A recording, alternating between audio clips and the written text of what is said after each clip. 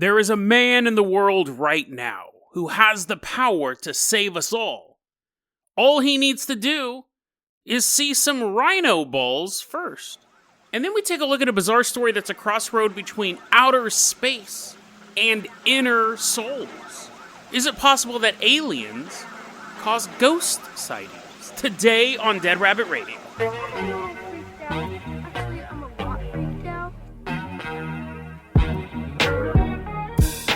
Hey everyone, welcome back to another episode of Dead Rabbit Radio. I'm your host, Jason Carpenter. I'm having a great day. Hope you guys are having a great day too. I've actually developed insomnia over the past 2 weeks. I'm recording this episode way late at night. I'm recording this episode about 1 in the morning. I have a bottle of NyQuil that I'm going to take a shot from. The second I'm done, actually, I might take it halfway through the podcast, because that way, I'm ready to sleep. I'm ready to curl up like a little baby to sleep right when it's over. We'll see. If I start to slur my words, you know that I've hit the NyQuil. We actually got a lot of stuff to talk about today. First off, let's take a look at this artwork we have for Fan Art Friday. This was drawn by Church Going Mule. So I love this. This is awesome. Thank you very, very much for sending me this artwork and letting me use it as well. Then we have a very special Patreon supporter today because it's a Christmas present. So we're clapping already, in comes this giant package. It's all wrapped up and stuff like a normal Christmas present. And out of the Christmas present hops Anthony DiTorfino. We're clapping. He's still in the box. He's like, I'm not popping out until you pronounce my name correctly. Anthony, go ahead and pop out of that box. Jumping out. This is a Christmas present from your brother Nicholas. Now, we'll give Nicholas a chance, because that's pretty awesome to do this Christmas present. We'll give him a chance to fly the Carpenter copter in a later episode, but this is all Anthony's episode. He's going to be our captain, our pilot this episode. If you can't support the Patreon, totally understand. Just help spread the word about the show. That really, really helps out a lot. Dress yourself up as a giant present, and then stand outside and go, boo! Listen to Dead Rabbit Radio. I read that on how to win friends and influence people. It's a good marketing technique. Anthony, let's go ahead and put you inside of the Dead Rabbit dirigible. We're going to take a little flight. We are headed out to a secret military base some of you know as Montauk. Dirigible is flying over the United States. We're headed out to Long Island. A lot of people have requested I talk about Montauk over the years. I'm going to go through a list real quick. We have Temporal, Stefan, Gray of PTA, John Carras, Calvin Walmer, Jeff DiPadro. They've been wanting me to cover this stuff really since the beginning of the show, and I got to give a special tip of the hat to Alex F. on YouTube, because again, like maybe a year and a half ago, he said, you got to do an episode on the Montauk guys. They actually, apparently, I wasn't able to find any proof, but Alex F. said that they were trying to sue the makers of Stranger Things because Stranger Things was based on their real life. So I was intrigued, and I started looking into it, and I go, I'd rather talk about a homeless man throwing his poop around McDonald's. And it just kind of fell to the wayside. It was a lot of stuff where it's just basically some guys wrote a book, and it's a bunch of nonsense in this book. But what's interesting, so thank you, Alex, for doing that. Sorry you got preempted by a hobo throwing poop story. But recently, episode 543 I did here on Dead Rabbit Radio, Madness, Murder, and UFO Disclosure. It was about a guy named John Ford, who really believed that UFOs were flying around Long Island, and he ended up threatening to irradiate a couple of local Republicans, and he's still in prison to this day. That story happened back in 2001 or something like that. That story I got from an article written by a journalist named Michael Colton. He's also a writer on the Penguins of Madagascar, so that's pretty dope. That's doper than anything he'd wrote in the newspaper. I love that show. Michael Colton, I quoted him in this episode because I was talking about how it used to be, how the media portrayed people who had UFO or paranormal events. And he had this great passage about this guy named Preston Nichols, who was a contemporary of John Ford. He hung out with the dude. And Preston Nichols is described as portly and absent-minded. They're talking about how cluttered and small his house is. He doesn't live in a cluttered big house. He lives in a cluttered small house. My favorite line in the article, quote, in his living room, while his fat dog snores, Nichols cues up a video. I was like, dude, you're even insulting this guy's dog? The dog's not researching UFOs. I actually reached out to Michael Colton and I said, hey, I'm doing this podcast. I don't know why I reached out to him because usually I don't. I said, hey, I'm doing this whole podcast basically on this one article you wrote. I had a follow-up question. We started talking about Preston Nichols. And he goes, yeah, I wonder what Preston Nichols is up to nowadays. And I go, I don't know. But I will look into it. And I did.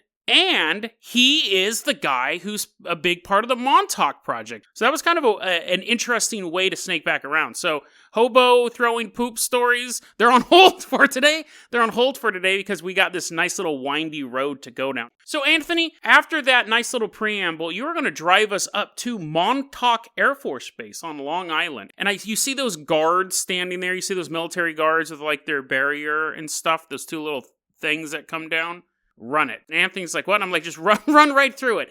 Smashes through the gate. The guards are opening fire on us. It's okay. I trust Anthony to dodge the bullets in the car. We eventually are hiding. He didn't do a good job. The car got shot to pieces. So now we're hiding in a dumpster waiting for the red alert to go down. The reason why we're here is because according to Preston Nichols, this is where all of the like psychic testing goes. You ever hear of a super soldier? Well, they exist. If you hadn't, they totally exist. I don't know why I paused like that. They totally exist. They're trained at Montauk Air Force Base. So we're finding our way into the actual base. We see a bunch of people sitting in like chairs, and there's these things on their head. I know, super descriptive, right?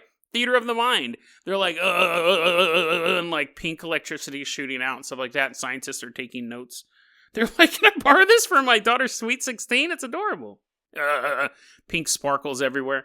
What they do here is they basically have three big things. The three big tourist attractions to Montauk Air Force Base. One, psychic testing. And they do that by kidnapping children and hobos, taking them to the facility and running all these tests on them. That's a weird combination of people. I hate to be in the cell. You're like, oh man, why did I have to be with all the hobos? You see all the kids in the other cell, they're having a dance party. You're like, oh man, all I get to do is eat beans. But anyways, you have the hobo people, you have the hobos. I haven't drank in the NyQuil yet.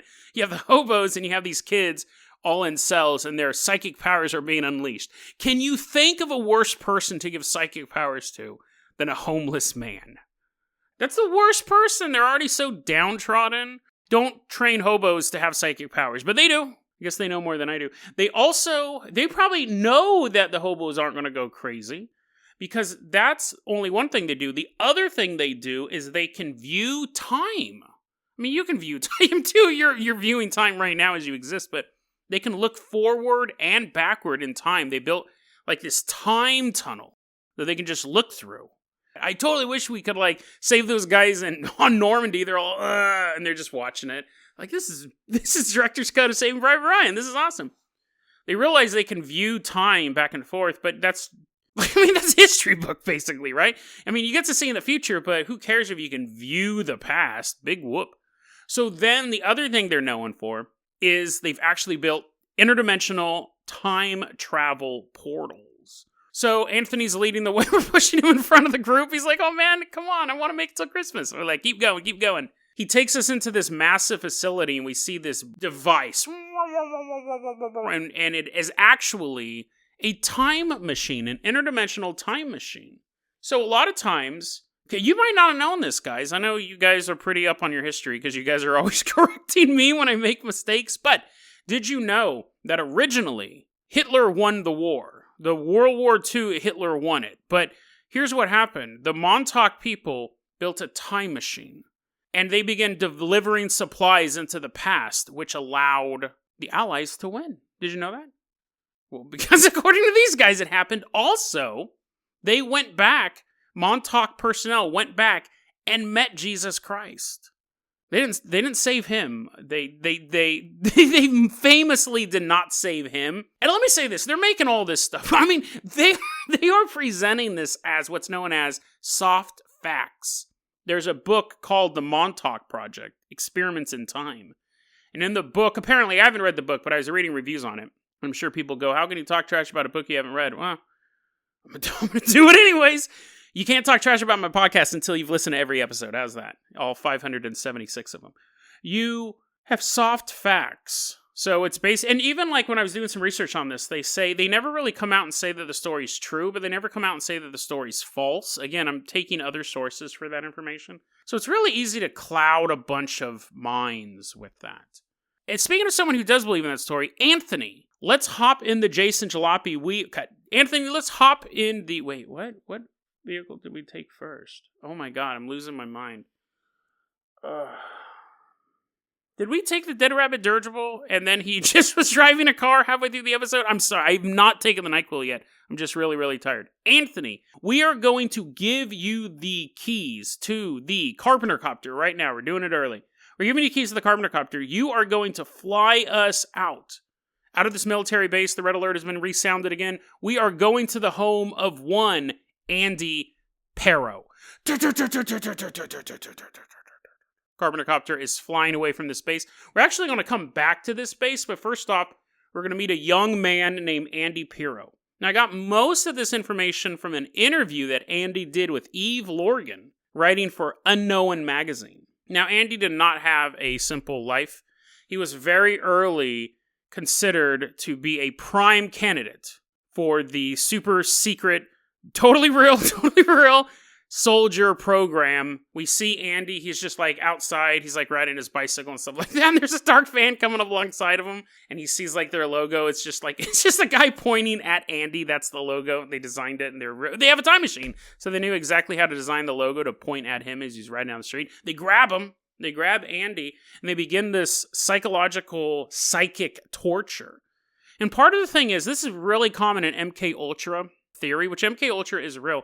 But as MK Ultra conspiracy theory grew, you start to get this stuff kind of be cemented in. What you do is you take someone and you deliver so much psychological and physical trauma, it causes the brain to split into multiple personalities. And then the government handler, I'm revealing too much. The government handler will then choose one of those alternate personalities to encode information into.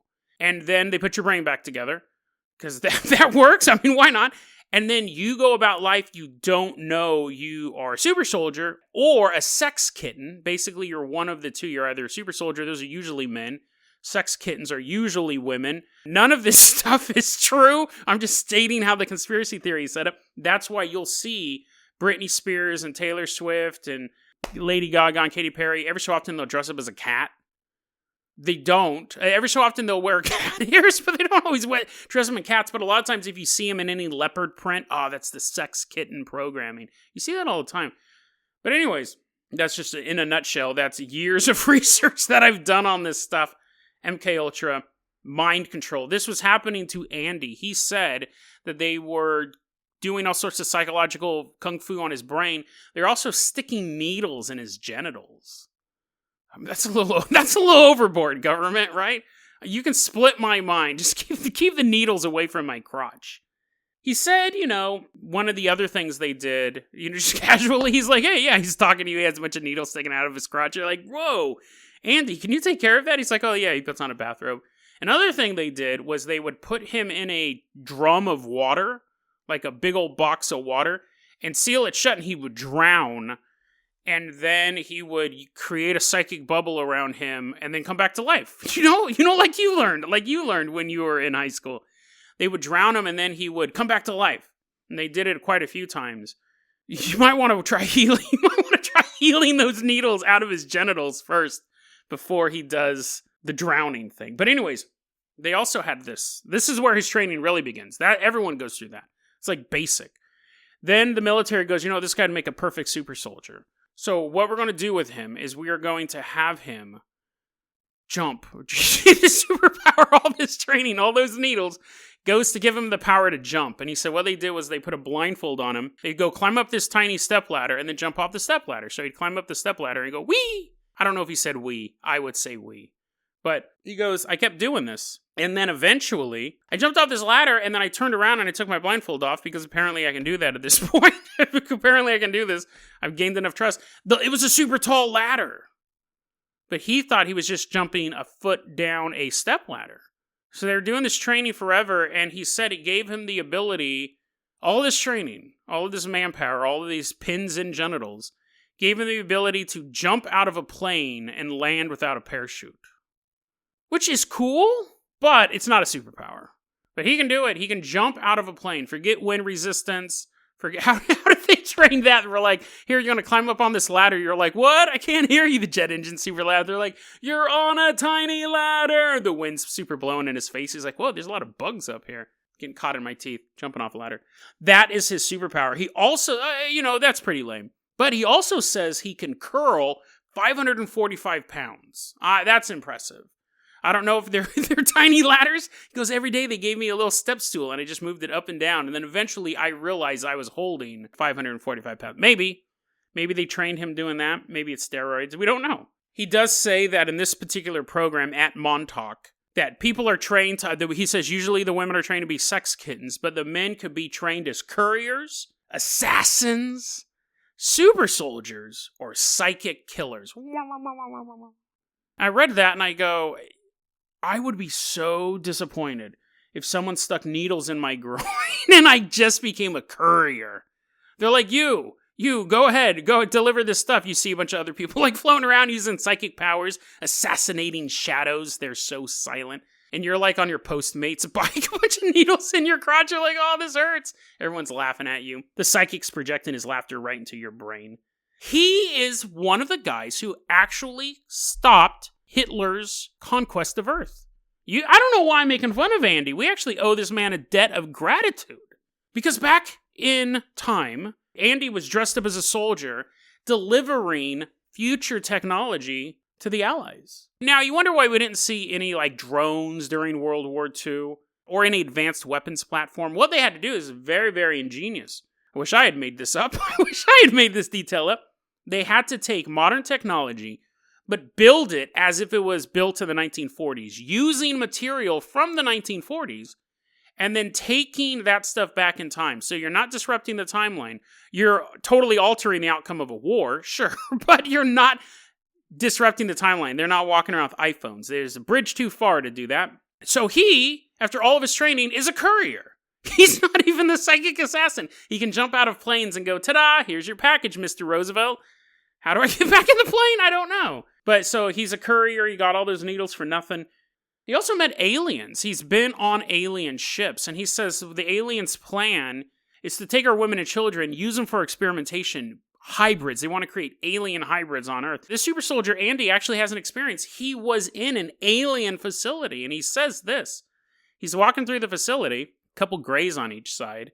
He's like, hey, I heard you guys have a UFO. You think I could jump out of it? And they're like, we wish you would. We totally wish you would. He's walking through this facility, and he says that he sees women and children behind chicken wire, sobbing, begging him for help. He doesn't do anything. He does not do anything to save these people at all. He's just like, what? You must be talking to the other super soldier in this room, not me. What type of hero is crafting his story and is like, hey, biographer, don't miss out the time when I left all those women and children captive in an alien facility. And the biographer's like, what? So how does he know all this stuff?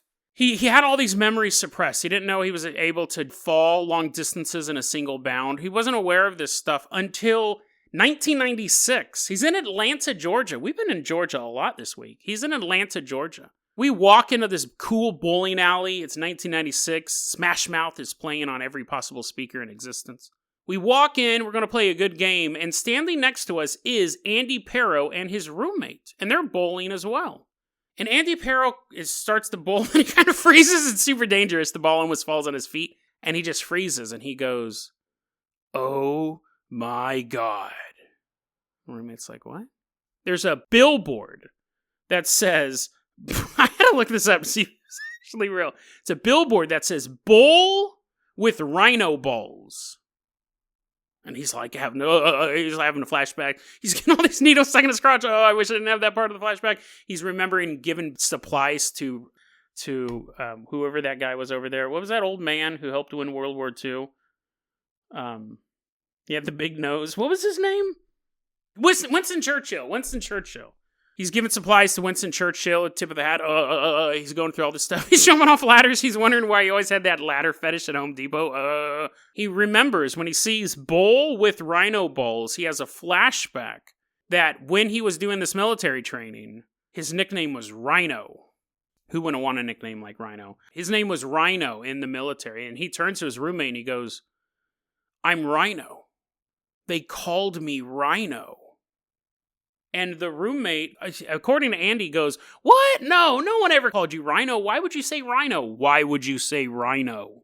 And Andy realized that this wasn't his roommate. Well, it was his roommate. He does pay half the rent. But he was also a handler for this organization. Like, they had kept an eye on him over the years. I'm going to tell you right now, we're not going to have time for do aliens cause ghost sightings. We're going to have to save that to next week. Because I just looked over at my notes and I realized something. It gave me a little flashback. He says in his story, he said it early on, but I kind of spaced on it. He kept saying, we talked about this on a recent episode, that's why I want to give it a little bit of time to breathe. We talked about this conspiracy theory that the Nazis, this guy was leaving yellow notes all over New York, basically saying the same theory, that the Nazi command and control operation, when World War II ended, they didn't just, go, I'm going to go back to start making pretzels and stuff like that. You did have Project Paperclip, where we were bringing over Nazi scientists to work on a rocket program. But this theory is that the Nazis actually infiltrated every part of U.S. government, and really world government. The Nazis now run the world, is this conspiracy theory. And I was just looking over at my notes here, and it said, I'd written it down explicitly this time, that his Nazi handlers were still keeping track on him through his roommate. So in his story, Nazis have conquered the planet, but they're doing it in a very Hail Hydra kind of way. Why would the Nazis go back in time to help the Allies win World War II? It's a really interesting... I read an article on this, I took notes on this, I read a couple other articles on it, and I haven't looked at it until I'm reading it to you. So, a very casual viewer to this narrative. But if you're crafting this over the years, I don't get how you can miss such an integral part of the mythology. Now, I'm sure there may be an answer that, the Nazis really wanted to lose World War II so they could do this, but if they had the technology to just time travel, they could have just done everything right in the first place. So it doesn't make sense. If you're crafting your own story, if you're making it up, which I do believe he's making it up, how could you make such a fatal flaw? Again, there may be some book that he's selling. I find it odd that it wasn't in this main interview. He is selling a book. We'll get to that in a second. But he says that his Nazi handlers helped him win World War II for the Allies. Weird. And equally weird, they erased his memory, gave him a roommate who knew his memory, knew his name was Rhino, and now this roommate's job was to make sure that nobody ever called him Rhino again. You can't watch Teenage Mutant Ninja Turtles, can't watch Animal Planet. Those are the only two places I know rhinos are at. So he has to start, kind of like maneuvering around his roommate. It was very, very tense next couple months until the lease was up. His roommate's just standing silently over him while he's sleeping.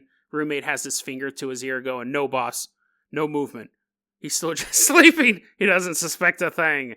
Rhino is down, and Andy's laying there. He's like, oh man, this is gonna suck.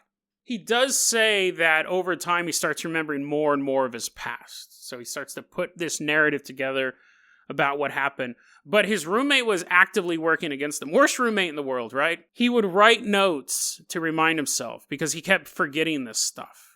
He kept forgetting his made-up stuff. He's like, oh, where was I at? He starts to forget his headcanon. So he starts writing notes. He's like, oh, dude, remember the ladders. Remember the ladders. That's not puzzling at all. And he would hide the note, and then he would get brainwashed again. His roommate apparently was Dr. Mindbender, could brainwash him, and then he'd wake up and be like, oh, what a beautiful day. He'd be walking around. He sees a rhino walking on the street, doesn't even think about it. Sees a ladder. which is less exciting than a rhino walking down the street, but he still doesn't acknowledge it. But then he finds a slip of paper in his sock drawer, and it says, remember the ladders. Head starts freaking again. Every time he reads a note, he gets the needles in his crotch again. He's like, no! He leaves a note that says, stop reading notes. He looks at it, he's like, Anyways, he gets out from his lease, he gets out from underneath the thumb of his roommate. And in 1998, he goes public with his story. And that's how he's being interviewed by this woman. He was introduced by Preston Nichols at this big convention, WeirdCon 98. Come on down with your craziest conspiracies, guys. It's organized by the CIA. You'll have so much fun. Preston Nichols brings Andy Perro on because Andy's basically telling the same story. He was being trained at Montauk. You have this guy, Andy Perro, coming publicly and saying, yeah, all this stuff happened. All this stuff happened. The whole time Preston Nichols is just counting money in the corner. He's like, keep it coming, kid. There's a sucker born every minute. People are just throwing cash at him. Andy Perro tells this story, and a book has been written about him. He hasn't written it himself because he kept losing it. He kept getting brainwashed halfway through the sentence. He's like, This book is called Illuminati, Aliens, and the Nazis. The true and untold story of Illuminati mind control survivor Andy Perro. This book, though, in some sort of cosmic joke, I don't know if this is a pseudonym or if this is an author's actual name. If it is, get a pseudonym.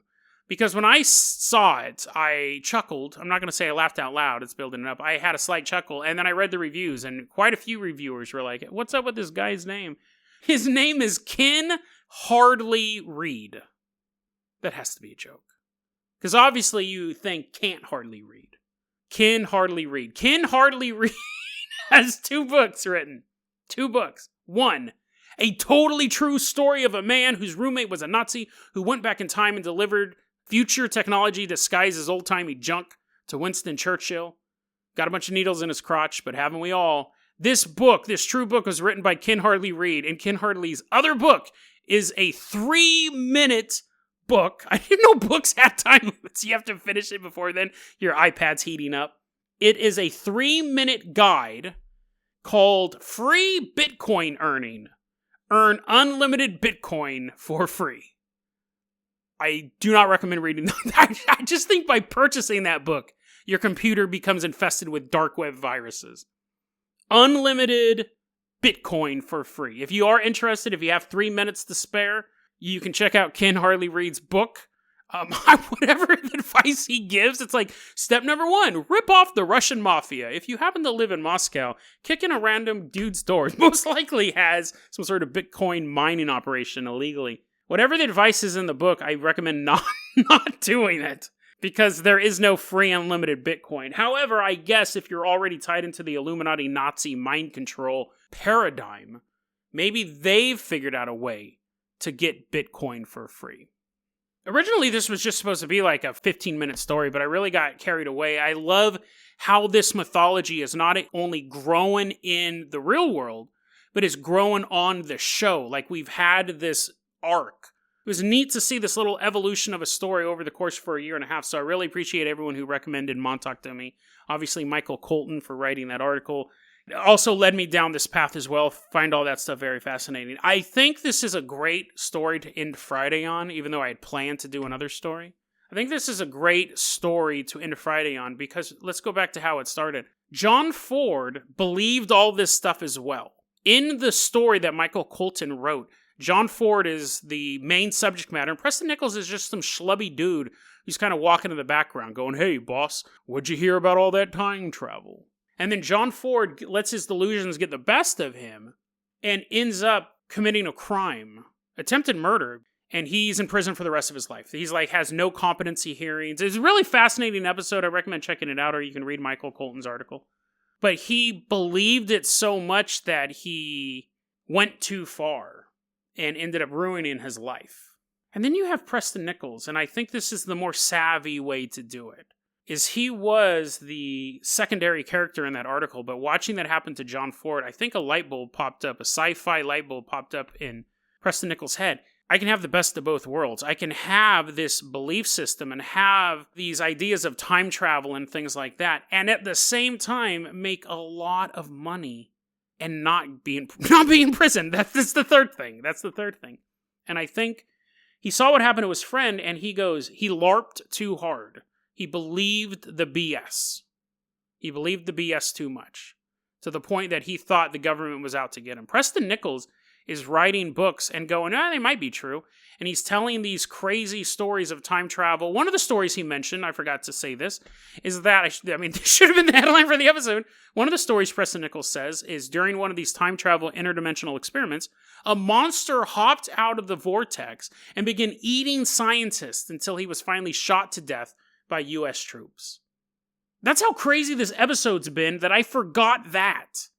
And I think that's where the whole Stranger Things allegations come from. If those are true. Again, Alex F., I'm not saying Alex F. is a liar, but I just couldn't back it up. I don't want Preston Nichols to send some interdimensional creature after me being like, I never said that. There is no lawsuit. I don't believe Preston Nichols believes the story of Montauk. I think he probably picked and chose. He probably does believe in aliens, the theory of time travel. He does say that he saw a video cassette of himself time traveling, so I definitely know he believes in time travel.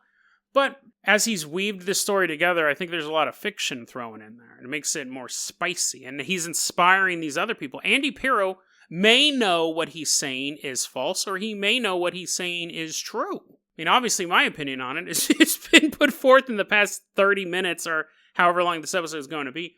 But you can do the story wrong. You can play out your role too much as the paranoid investigator and end up acting out being thrown in prison. Or you could be the person who steps back and goes, listen, I know there's some truth here, but I'm going to make up a bunch of fake stuff.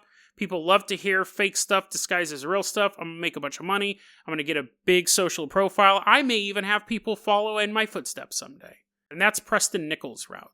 There are two routes, but they both lead to the same destination.